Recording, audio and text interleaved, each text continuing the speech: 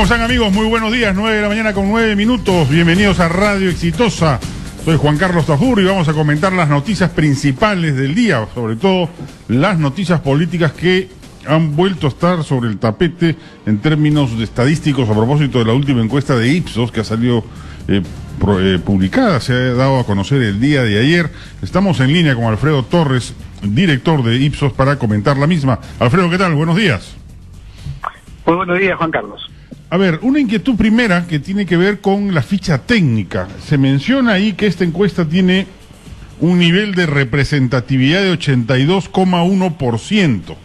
¿Qué significa eso exactamente? Porque ayer lo que se especulaba es que eso indicaba que había un 18,9% de la población que sobre todo se afincaba en zonas rurales que no había sido medida. ¿Es correcta esa interpretación? No. Lo que pasa es que la población que está representada directamente es el 82%, o sea, sin embargo, el otro 18% que no está representado directamente lo está de manera indirecta. ¿A qué me refiero con eso?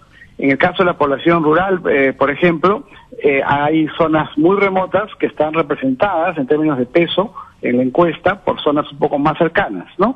Provincias muy alejadas representadas por provincias un poco más cercanas de la misma región. Entonces hay un cálculo, digamos, hay un diseño muestral que es representativo del conjunto del país, pero que tiene que hacer este tipo de, digamos, de representaciones indirectas para cubrir a las zonas más alejadas.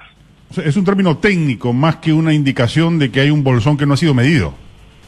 Exactamente, es decir, no ha sido medido directamente, por ponernos un ejemplo, pues no hemos ido a la zona rural de Madre de Dios, pero sí hemos ido a Madre de Dios y entonces hay zonas de las rurales de Madre de Dios que están pues cerca a Puerto Maldonado que representan a las zonas más remotas de Madre de Dios. Está el peso, de lo urbano y lo rural está adecuadamente representado, okay. Lo que no está es, digamos, específicamente cada distrito del Perú, ¿no? Ahora, si bien hecha la aclaración, digamos, o sea, sí está representado estadísticamente el 100%, digamos, lo que no se ha medido directamente la representatividad del total, pero igual hay margen como para que surja de ahí alguna data imprevista en términos de la votación real, o está bajo control esa situación.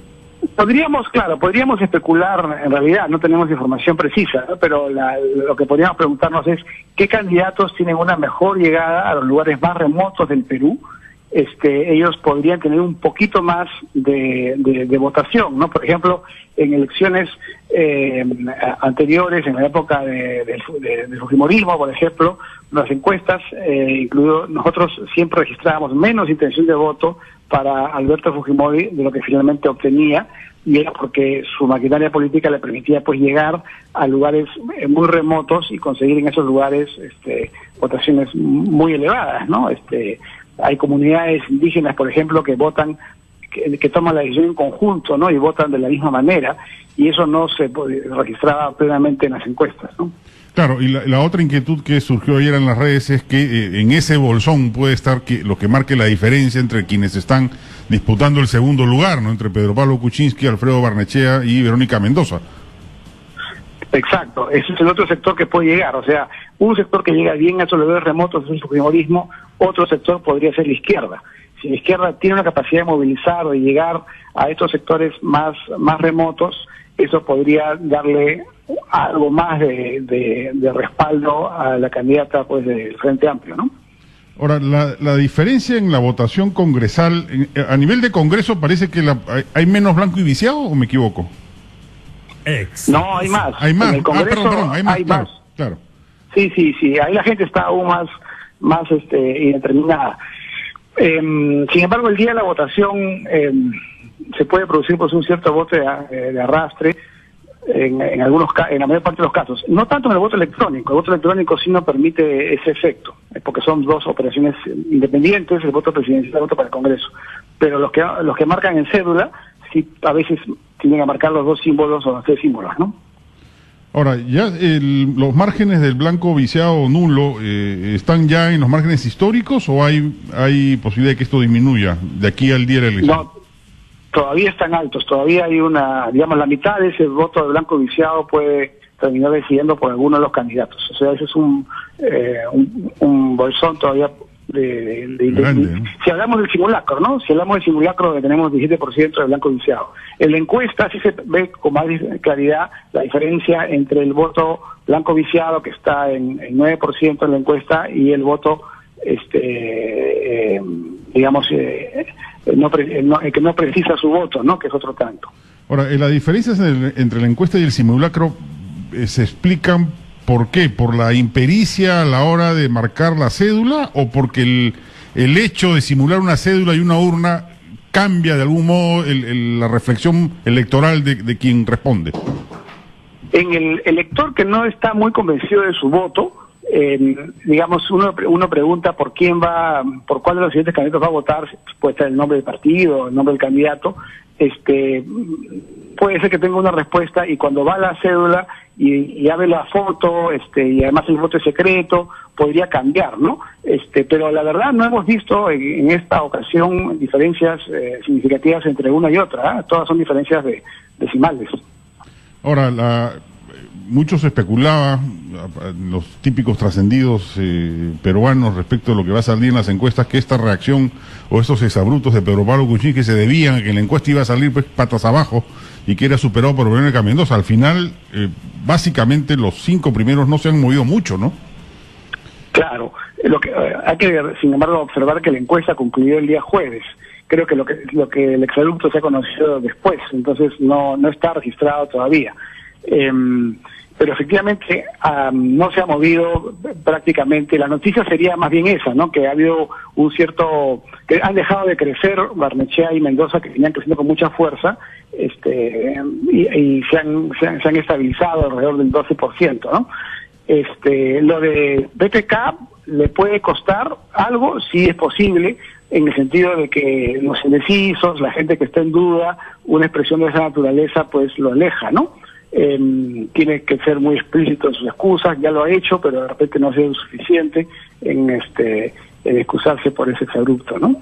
Ahora, tú sabes que yo siempre ando obsesionado por encontrar o descifrar si hay algún índice predictivo en alguna pregunta o respuesta o cruce de información en las encuestas, y en ese sentido tú ya me lo has aclarado que no hay ninguno, que tú por lo menos no has descubierto ninguno, digamos. Pero lo que sí quería preguntarte es si es que por tu experiencia en encuestas anteriores, cuando a estas alturas de la primera vuelta se preguntaba por la intención de voto en la segunda, ¿más o menos reflejaba lo que luego iba a ocurrir? ¿O apenas concluida la primera, se trastocaba todo y volvía todo a medirse de nuevo? Te lo pregunto por la pregunta respecto de quién ganaría en la segunda vuelta, digamos, PPK 42, Keiko 38. ¿Crees que concluida la primera vuelta, si es que son ambos los que pasan, probablemente esta sea el primer resultado posterior, o varía mucho, hay mucha variación? Puede ser el primer resultado posterior, pero luego viene la campaña, y las campañas tienen efecto, ¿no? Las estrategias que se desarrollan, los errores que se cometen, todo eso impacta. Las diferencias no son significativas entre los candidatos que van a la segunda vuelta, ¿no? Sí estamos viendo que a PPK le va un poco mejor, lo cual, digamos, tiene lógica en el sentido de que tiene menos antivoto, y que a Verónica Mendoza le va un poco peor, porque claro, al ser ella de izquierda, el votante de derecha, al final pues termina votando por Keiko antes que por Mendoza. Pero no, las diferencias no son significativas y dependerá mucho de la campaña que desarrolle cada candidato.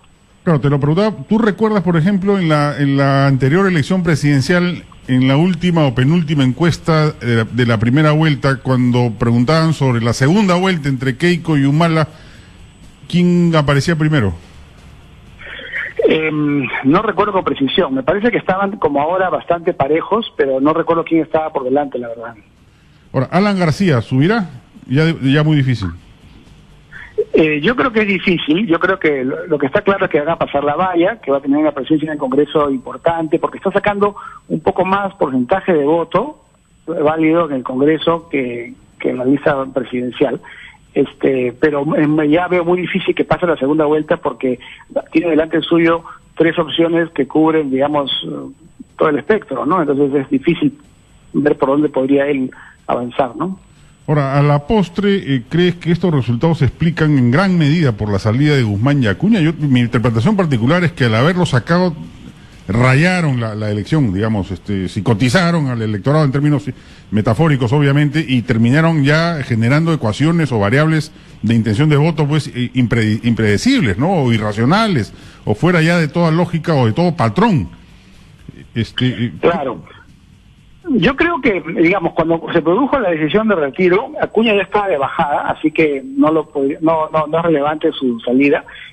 Guzmán estaba relativamente estancado, y yo creo que a lo largo de la campaña podría haber él también perdido algunos puntos. No necesariamente era el que iba a la segunda vuelta sí o sí, porque Barnechea venía ya creciendo, y quizá Mendoza también iba a crecer un poquito. Pero claro, al salir Guzmán sí se polariza, el sentimiento antifujimorista crece, y bueno, algo recupera PPK, pero sí le da pues el espacio al crecimiento de Barnechea y de Mendoza por este sentimiento antifujimorista, ¿no? Porque el electorado responsabiliza siempre a una mano negra de las decisiones del jurado, y en este caso la víctima lógica era el llamado aprofujimorismo, ¿no? Claro, o sea, el voto anti-elenco estable, digamos, fue el que se terminó acentuando luego de la salida de Guzmán, creo yo, por lo menos, ¿no? Y creo que la principal víctima de eso ha sido Alan García. Sí, bueno, de todas maneras Alan García no ganó un solo voto de los que eran de Guzmán, ¿no? Muy bien, Alfredo, muchas gracias. Bien, gracias por la llamada, chao. Alfredo Torres, director gerente de Ipsos, Opinión y Mercado, ha estado con nosotros explicándonos la encuesta. Vamos a comentar la misma con un panel de candidatos. Estamos con Rolando Sousa, quien va con el número 1 al Parlamento Andino por Fuerza Popular, y Wilmer Medina, que postula con el número 31 por la Alianza Popular. ¿Qué tal? ¿Cómo están? Muy buenos días. ¿Qué tal? Buenos días, muchas gracias por la invitación. A ver, lo primero es una pregunta general. ¿Qué lectura, qué sensación, qué interpretación le dan a estos resultados de la encuesta? Bueno, yo, como vamos a mantener en la Alianza Popular, la parte del partido aprista que toca, lo ha dicho en una entrevista anterior Javier Bedoya, mantenemos la misma posición, somos coherentes, Juan Carlos. Estas son fotografías del momento, pero desde nuestro punto de vista tiene alteraciones de los datos. Eso nos mantenemos, se ha generado toda una polémica sobre eso, y los antecedentes más inmediatos a estas alturas en las elecciones del 2011, Ollanta Humala, que luego fue presidente, tenía 7%, 8%. A esta, o sea, faltando 2 semanas para la votación. No recuerdo esa cifra, yo creo que estaba mucho más alto ya. Estaba 9, no tenía más. Y terminó la segunda vuelta, pasó y ganó a la señora Keiko. Y, por ejemplo, los que estaban punteando, como se dice, que era Toledo, Castañeda, terminaron cuarto y quinto. De modo que en estas 2 últimas semanas es cuando la población recién comienza, y acuérdate que todas las encuestas creo que coinciden que hay 40% o 45% que todavía no han decidido el voto.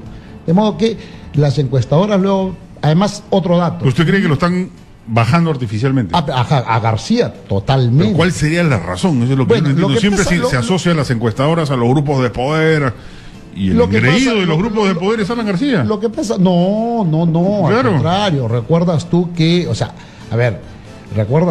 yo te estoy hablando sobre datos estadísticos, y tú conoces estadística, te escucho, te sigo y manejas muy bien estas cosas, y cuando los boca de urna, que luego se confirman, porque esos son más fidedignos, se acercan los márgenes, son mínimos, han coincidido con la semana, los 7 días antes que se expiden las encuestas. Nunca, siempre han tenido una... No, eso es verdad. Total. En la última elección, nunca. Solo 3 días antes, los resultados de las encuestas, que fueron ya estas encuestas que la opinión pública no conoce. Internet, que no sé por qué no se permite. Recién esas reflejaron lo que luego fue el voto real. Pero vayamos a lo que las... Pero igual no había tanta diferencia. Perdóname, la que hay que tomar en cuenta es la que se da 7 días, el domingo anterior, que es la que exige la ley. ¿De acuerdo? ¿Por qué? Porque ahí se presenta ante el Jurado Nacional de Elecciones toda una ficha técnica, se hace todo un trabajo de gabinete previamente para justificar. Pero ¿no cree que la salida de Guzmán terminó afectando a Alan García indirectamente? No, a nosotros de verdad que hemos lamentado incluso que haya salido. Por algún momento se dijo, bueno, que participen. Yo honestamente, yo creo que si Guzmán no salía, Alan García pasaba la segunda vuelta. Nosotros ya estamos. Yo estoy seguro de eso, porque yo creo que Guzmán se venía cayendo, iba a caer, y no le iba a permitir esa caída natural, el trasvase a Barnechea y a Verónica Mendoza. Y Alan García era el candidato natural a subir. Pero al salir Guzmán, genera este voto anti-elenco estable, ante statu quo, que lo perjudica a Alan García. Lo que pasa que ahí también, en todo caso, mi opinión es que tu percepción es respetable, ciertamente, pero lo que Guzmán él era un globo inflado. Y la prueba más palmaria fue cuando lo saca, creo, en primera instancia el jurado especial, hace un mitin en la Plaza San Martín. De verdad habían 200 personas con William Luna incluido. Tú sabes, y yo y Rolando, que en la Plaza San Martín hay 200 personas caminando, pululando por ahí, normalmente y en cualquier horario.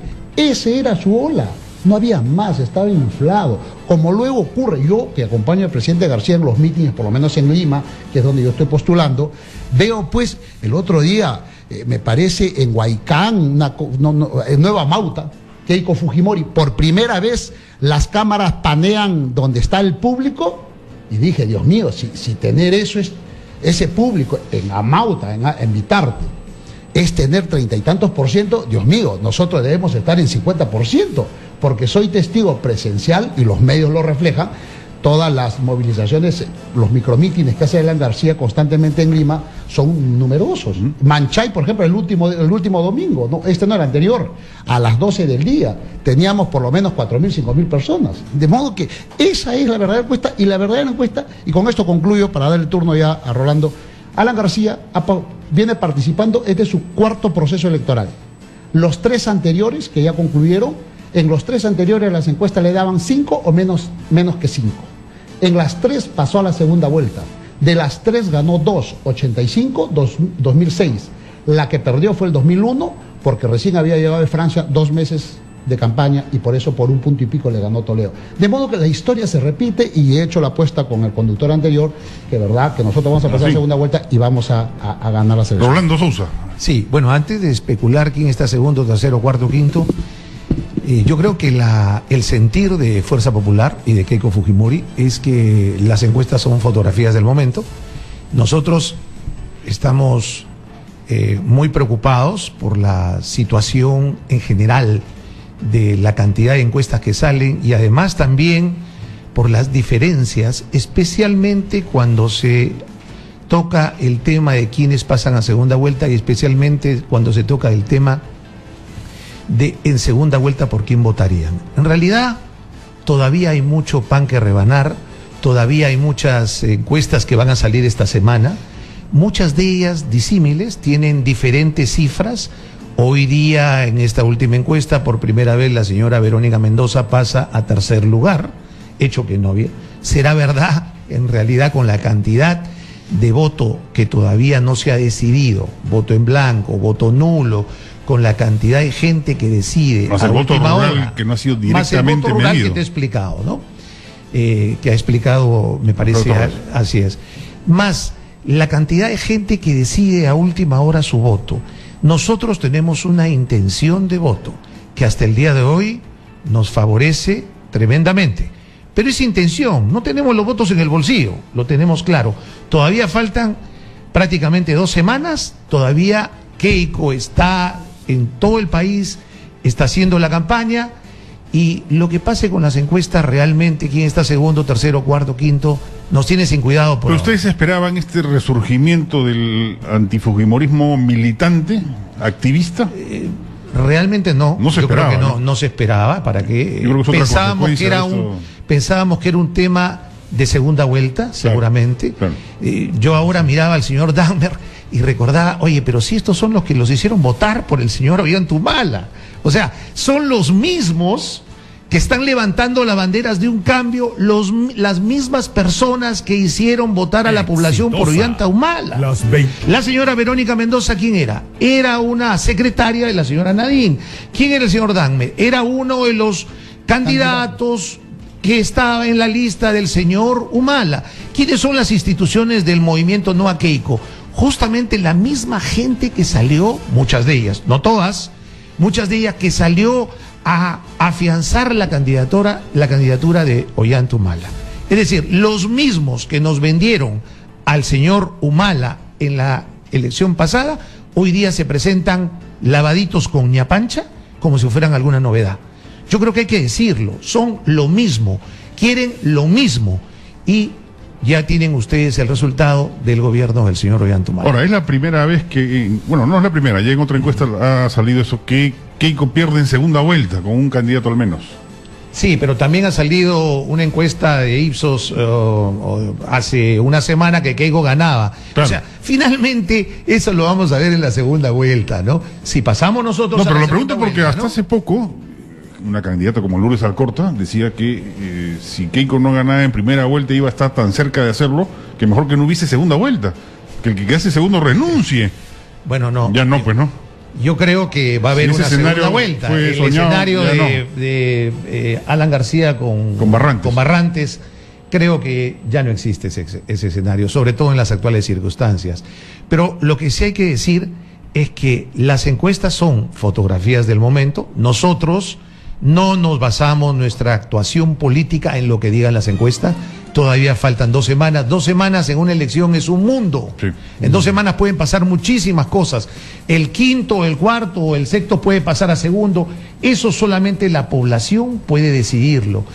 Lo que sí debe quedar claro es que Keiko Fujimori en todas las encuestas está primero, que tenemos un importante sector de la población, un importante sector que cree en nuestra propuesta, un importante sector que cree en Fuerza Popular, y esperamos incrementarlo hasta el último día de las elecciones. Vamos a una pausa, ¿les parece? Regresamos para continuar conversando. En un instante estamos de vuelta aquí en Radio Exitosa.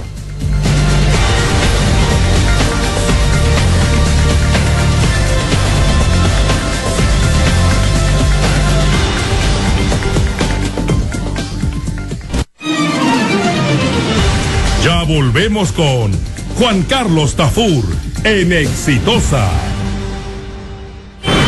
Son nuestros titulares para hoy. Los ciudadanos esperan más propuestas de los candidatos. Así lo reveló. Papá, ¿por quién vas a votar? En eso estoy, hija, viendo las propuestas. No lo olvide, un buen candidato expone su plan de gobierno y un buen ciudadano se informa. Conoce mejor a tu candidato. Ingresa a votoinformado.pe y elige bien. Ya tengo dónde conocer mejor a los candidatos. Llegando a casa ingresamos a votoinformado.pe. Fue un mensaje del Jurado Nacional de Elecciones. Hermanos campesinos del Perú, para extender el plazo de pago de sus deudas y reducir los intereses que ahora los asfixian, el 28 de julio declararemos la emergencia de toda la agricultura del Perú. Así podremos reactivar la economía. Alan, el voto seguro. Alianza Popular. Aviso político contratado. Futbolista y salsera de juerga. Diario Caribeña te lo cuenta todo. Si la modelo tumbó político, Diario Caribeña lo vio y lo dijo primero. Esos datos y chismes en boca de todos salen antes en Diario Caribeña. Y también regalos, cupones y promociones. Gana a diario. Caribeña es farándula, entretenimiento, actualidad y policial. Caribeña, un diario como tú, a solo 50 céntimos. Única respuesta. Radio Exitosa.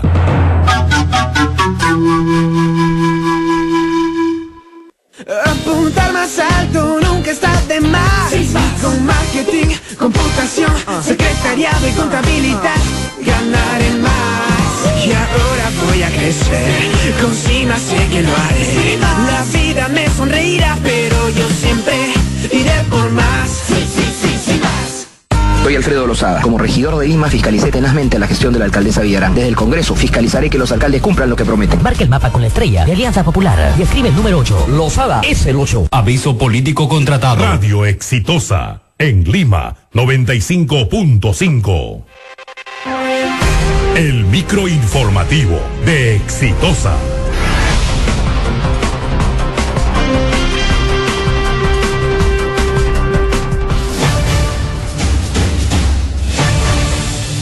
En Exitosa, la temperatura. En Lima 23 grados con 12 de radiación ultravioleta. 9:34 tenemos información en vivo con Mari Carmen García. Gracias. Mediante esa información en vivo modificarán horarios para optimizar el servicio de recojo de residuos sólidos en el distrito de San Isidro, esto a partir del 1 de abril. Según informaron los funcionarios de la Agencia de Desarrollo Distrital de la comuna, a partir de dicha fecha el servicio de recojo de todos los sectores de la jurisdicción se ejecutará de manera nocturna. Para ello se ha procedido a crear un plan de acción en 8 zonas de recolección y 11 camiones compactadoras que recorrerán las avenidas y calles a partir de las 7 de la noche. Cada subsector contará además con horarios promedio para sacar residuos sólidos, en tanto que el recojo culminará a la medianoche. Estos nuevos horarios permitirán que el distrito amanezca sin bolsas y evitando también una larga exposición y descomposición de los desechos. Actualmente se viene desarrollando una campaña informativa y educativa de puerta en puerta con la finalidad de hacer conocer estos nuevos horarios a los vecinos, y el detalle de esta nueva modalidad también se encuentra publicado en el portal institucional. Somos Mari Carmen García y tus noticias. Gracias, Mari Carmen. 9:35, la Comisión Lavajato citó para este jueves 31 de marzo a la primera dama Nadine Heredia para que responda sobre las anotaciones en su agenda que hacen referencia a unas reuniones que sostuvo con funcionarios de Brasil. SUNAT modificó la inscripción del registro de empleadores de trabajadores del hogar y sus derechos, según una resolución publicada hoy en el diario El Peruano. Un sujeto de 52 años, identificado como Luis Enrique Chamochumbi Guamán, fue detenido por agentes de la policía en el distrito de San Juan del Lurigancho tras ser denunciado por grabar partes íntimas de mujeres con su celular. Fenómeno El Niño. El subgerente de Obras y Supervisión de la Libertad, Mario Rodríguez, informó que los trabajos de prevención en los 32 puntos críticos identificados en la región ante las inclemencias del fenómeno El Niño se ejecutaron al 100%. La iglesia San Lucas de Colán en Piura, considerada Patrimonio Cultural de la Nación y la más antigua de Sudamérica, está en riesgo por los estragos que han causado las lluvias por el fenómeno El Niño. Este martes 29 de marzo, en exclusiva con tu diario Exitosa, la última encuesta nacional de CPI de intención de voto presidencial. Recuerda, este martes con tu diario Exitosa a solo 50 céntimos. Usted está en Radio Exitosa 95.5. Continúe con Juan Carlos Tafur en Exitosa. En estudios los candidatos Rolando Sousa al Parlamento Andino por Fuerza Popular y Wilber Medina al Congreso por la Alianza Popular. 9:36.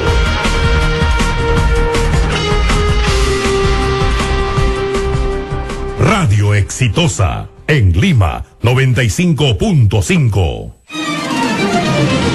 Continuamos con Juan Carlos Tafur en Exitosa.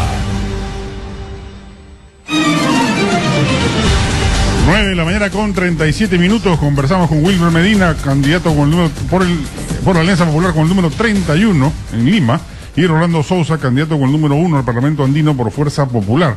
Le diera que discutiesen entre ellos, pero son socios, dice PPK. Están asociados. Escuchemos lo que dijo PPK sobre Fuerza Popular y Alianza Popular.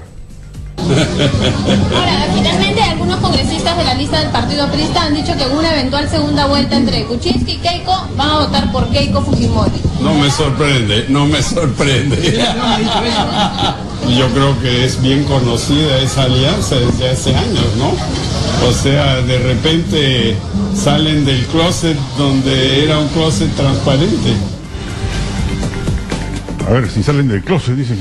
Yo creo que quiero responder, por Rolando, si me permite. Yo tengo mi madre que tiene 87 años. Hace ya más o menos 10 años se venía olvidando las cosas, había que asistirla con sus medicinas, sus horarios, los lentes los dejaba a un lado, todo.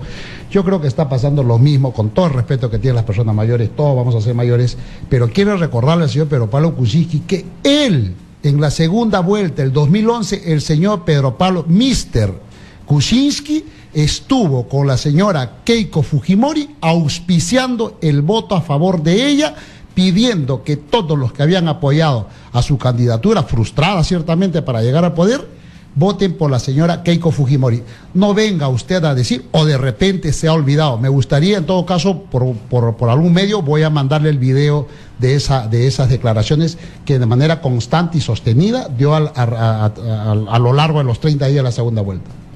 Rolando. Bueno, en mi caso, mi madre tiene 88 años y creo que está en mejor estado psíquico que el señor PPK. Lamentablemente yo siempre trato de darle altura a los debates. Yo por supuesto que tengo muchísimas diferencias con pero él recoge un San Benito mediático. Pero Fujimorismo. Permíteme decirle, lo que sí me parece que no debería hacer el señor PPK es la violencia con que ha tratado a una señora como la señora Verónica Mendoza. Sí, no tiene... O sea, eso no lo podemos soslayar. Eso está muy mal, porque eso es decir lo que ha dicho, no solo de una señora o de una candidata, etcétera, sino de una mujer. Creo que está mal. Creo que eso es lo que está mal, más allá que no existe ninguna asociación, no ha existido en el pasado. Tenemos diferencias que seguramente en el transcurso del debate se van a establecer. De la propuesta, pero eso no significa que uno agravie, otro insulte y que me dirija a un sector tan importante. 52% de la población en este país son mujeres. Y mujeres que merecen todo el respeto y sobre las que nosotros tenemos propuestas muy importantes. Ahora, la situación entre el APRA y el fujimorismo no ha sido pues de rencor y después de la década de los 90 parecían hermanitos de sangre, ¿no? Bueno, Alan García acaba de decir que Alberto Fujimori se birló 1.700 millones. No, recién, ahora en la campaña. Nadie sabe de qué. No ha dicho si son soles, no ha dicho si son dólares, pero lo acaba de decir, ¿no? Entonces, el primer... No, últimamente sí, hija de la dictadura, en fin. Están si me permite, están los reportes... ¿De quién? De todo lo que sea, de toda la Comisión Anticorrupción, la Procuraduría, toda la repatriación de los dineros que se está trayendo, que todavía está pendiente de traer, de modo que está aprobado, no sé, por eso está sentenciado el señor. El señor se acogió al último del tema del juicio de los diarios Chicha, justamente para no exponerse y no crear mayor escarnio respecto, o recordar. Es bien interesante, ¿no? Porque a veces no se conoce la situación real, no existe un informe, no existe. Hay un informe político como el de la Comisión Tausen que le sumó a Alberto Fujimori todas las comisiones que se habían obtenido ilícitamente los señores que vendían armas. Le sumó todo lo que había habido de ilícito durante los 10 años, se lo sumó como patrimonio de Alberto Fujimori. Eso es ridículo. Pero además, permíteme terminar en el punto. Cuando se atribuye un hecho a alguien, tienen que probarlo. O sea, si dice 1.700 millones, no dice ni de dólares o de soles, no lo dice, lamentablemente, tiene que probar de a dónde viene eso. Un defensor del pueblo, lamentablemente ya desaparecido, sostuvo en el año 2002 que Fujimori se había apropiado 600 millones de dólares. Eso lo sostuvo en una conferencia internacional. Después tuvo que pedir disculpas y decir, bueno, en realidad fue un mal dato. Y sobre eso hay un informe Kroll. Hay un informe Kroll que, dígase de paso, y tengo que decirlo, nosotros lo exigimos durante el gobierno del presidente García, lo exigí yo personalmente, no se conoce, que lo haga público. Solo se y la respuesta del Ministerio de Justicia, expresa de mi amiga Charo Fernández, fue que ese informe era reservado, que tenía un carácter de secreto nacional y que no lo podían hacer público. ¿Por qué? Incluso ha trascendido, por cierto, así lo encontraron los apristas cuando entraron al gobierno, ha trascendido que se ha perdido, claro, por eso, ha trascendido que se ha perdido un tomo. Entonces, ¿qué había en ese tomo? ¿A quién comprometía ese informe Kroll? ¿Por qué no lo han hecho público? ¿Qué puede tener de reservado? ¿Qué puede tener de secreto nacional? Se han perdido 2 tomos, aparentemente. Yo quiero responderle sobre ese mismo argumento. Si dice Rolando que pidieron esa información y que Charo Fernández le negó y todo, Rolando es abogado y no me va a dejar mentir que cuando una persona, un funcionario, te niega una información que no califica para reservado, que no califica de seguridad nacional, perfectamente él ha podido recurrir al habeas data para que un juez constitucional, calificando que no había estas prohibiciones, lo hubiera dado, con lo cual hubiera demostrado, claro, pero hubiera continuado. Pero, a ver, todos sabemos y el país sabe, lo que pasa es que hay un montón grueso de jóvenes que van a votar y no se acuerdan. Está probado, por eso está preso Montesinos, de corrupción, se han allanado, ha habido maletas en el CIN, de modo que en el gobierno de Paniagua, y ese es un claro ejemplo que quiero poner, que cuando las instituciones funcionan, funciona todo bien. En Brasil se han metido preso a toda la clase política prácticamente porque está probado que están, o por lo menos están persiguiéndolo, sin que el Congreso intervenga. ¿Me entiendes, Juan Carlos? O sea, aprendamos de los brasileños. Acá el Congreso, y por eso yo quiero llegar, porque el Congreso lo que sirve es, los miembros, es presidir fiscalización y presidir las comisiones que se arman. Sí, claro. Con el único afán de figurar y tratar de posicionar su nombre y tratar luego reelección. Señores, no más investigaciones paralelas. Si el Ministerio Público ya se abocó, no se puede abocar. Inclusive en los tiempos de las investigaciones a Fujimori, el propio José Ugaz y Luis Barra Valdivia decían que la Comisión Townsend y la Comisión Weisman no habían servido para nada. No, pero por supuesto. Que no lo habían ayudado en nada, al contrario, habían perturbado el proceso. Ahora, Ugaz, ahora nada menos que es presidente de una organización internacional, ha sostenido, porque ha conocido de primera mano, y con el señor Vargas Valdivia, los millones, porque ¿qué han hecho? Han sumado las empresas públicas subastadas a lo largo de los 10 años del fujimorismo. De modo que los ingresos se dilapidaron el FONAVI. De modo que estos señores, ¿por qué? ¿Cuánto dejaron de caja para el FONAVI? Se tiraron la plata, discúlpenme el término, pero se birlaron el dinero. Y lo dice ¿quién? Ugaz, Vargas Valdivia, que han encabezado en ese momento la Procuraduría Anticorrupción, y por eso hay condenas. Bueno, Ugaz dice otras cosas también, y entre las otras cosas que dice el señor Ugaz, ya que le cree... Estoy refiriendo a los números concretos. Vamos a hablar de números. En el tema, y me gusta que toque el tema de Odebrecht, y me gusta que toque el tema de Brasil, porque se ha demostrado en Brasil que esa empresa y otras empresas brasileras tenían una conducta absolutamente ilícita. Y Odebrecht fue recibido, el gerente general de Odebrecht, 16 veces en Palacio, 12 por el presidente García y 3 por el secretario, el señor Nava.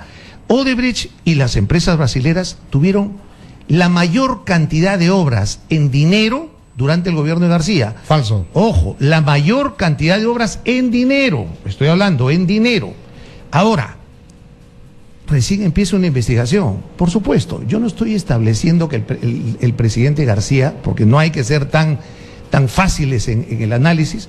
La pregunta es, si Odebrecht en Brasil tuvo una política absolutamente ilegal, de coima, de cohecho, con las autoridades brasileras, con las empresas brasileras, con el gobierno brasileras, no se puede pensar de la misma manera. No hay indicios, no pruebas, indicios de que durante los gobiernos subsiguientes, no solo, y ahí a quien le cae el guante que se lo chante, indicios que los gobiernos subsiguientes, especialmente cuando una obra como la interoceánica pasó de 800 millones a 2.000 millones de dólares, con una serie de adendas que todos conocemos.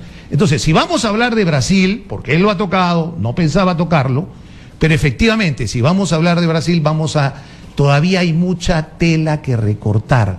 Todavía se va a saber en los próximos meses y seguramente años qué pasó en el Perú con estas empresas, no solo con el gobierno nacional del señor Toledo, del señor García, del presidente García y del presidente Humala, sino incluso en la Municipalidad de Lima, donde Odebrecht también se dio el lujo de contratar al señor Fabre. A ver, para concluir esto, sobre este tema, Odebrecht viene por primera vez al Perú, ciertamente, en la década con Fujimori.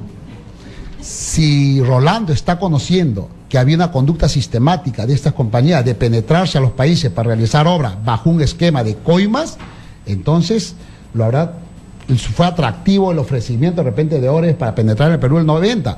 Ojo, el fujimorismo ha gobernado en los últimos 30 años, 10 años. Alan García lo ha hecho del 2006 al 2011. Y sus cuentas, se ha hablado que van a levantar el secreto bancario de Alan García. Las cuentas de Alan García están levantadas por la Comisión Tejada, por la Fiscalía de la Nación, y no tenemos el temor que venga el señor. Nos han citado como testigo por un pedido del juez brasileño. Hemos concurrido con toda la apertura como vamos a hacer cuando se respete el derecho. Cosa que en el país cuando se quiso investigar no ocurrió, y lo que queríamos era exigencia. De modo que acá lo que tiene que responder, efectivamente, lo de Brasil todavía está llegando a los datos. Estamos con la conciencia tranquila, el presidente García lo está. Cornejo, que ha sido el gran ministro ejecutor de grandes obras, lo ha dicho que él no tiene ningún problema y que levanten creo que incluso ha mandado una carta a la comisión para que le levanten de una vez el secreto bancario, porque no tiene ningún temor, porque quien actúa administrando la cosa pública con transparencia no tiene temor a ninguna investigación posterior. Rolando Sousa. Sí, bueno, en ese tema todavía están en plenas investigaciones. Lo que la investigación que existe en Brasil ha demostrado es que el cambio de gobierno en la empresa Odebrecht y en las demás empresas que se dio a partir del año 2003 es que generó 2002, 2003, es que generó esta política corrupta de esta empresa y de sus filiales. Es decir, las investigaciones en Brasil, por si acaso, si no lo saben, establecen que la conducta empresarial de este grupo de empresas, porque es un grupo de empresas, anteriormente al 2002, era una conducta que por lo menos no se ha demostrado hoy día corrupta. A partir del cambio de directorio, de presidente de directorio, de gerente general, entró una nueva generación en estas empresas, es que se da esta política corrupta a nivel latinoamericano. Ojo, no solo en Brasil, sino a nivel latinoamericano. Y que incluso el expresidente Lula está señalado como uno de los grandes lobistas a favor de Odebrecht en el mundo, no solo en Brasil. Muy bien, muchas gracias. Solo 10 segundos. 10 Quería contar una experiencia de un pescador de San Juan del Lurigancho. Repartiendo publicidad ayer me dijo, que le recuerdo a este presidente García, lo voy a hacer en público, me dijo, gracias a Alan García, que el tren llega desde Vía El Salvador, que yo puedo ir al parque, al terminal pescado Ciudad de Dios, traer mi pescado y ganar más, porque antes tenía que ir a Ventanilla. Muchas gracias ahí al presidente García. Obras como esa necesita el país, es lo que me comentó. Muchas gracias. Wilber Medina, candidato con el número 31 por Alianza Popular, y Rolando Sousa con el número 1 al Parlamento Andino por Fuerza Popular, han estado con nosotros aquí en Radio Exitosa. Muchas gracias.